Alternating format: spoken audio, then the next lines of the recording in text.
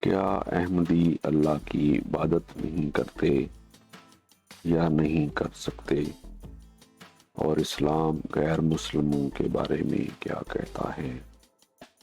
اسلامی نقطہ نظر سے احمدی افراد اللہ، قرآن اور عبادات پر ایمان رکھتے ہیں، لیکن ختم نبوت کے عقیدے میں اختلاف کی وجہ سے پاکستان اور اکثر اسلامی علماء انہیں غیر مسلم قرار دیتے ہیں۔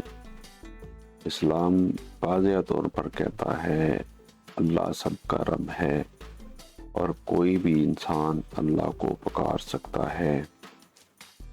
قرآن میں لکھا ہوا ہے دین میں کوئی جبر نہیں۔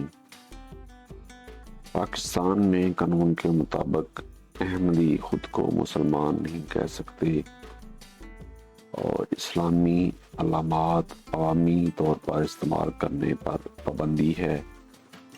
اختلاف عقیدہ کے باوجود اسلام ہمیں امن، انصاف اور انسانیت کا درس دیتا ہے۔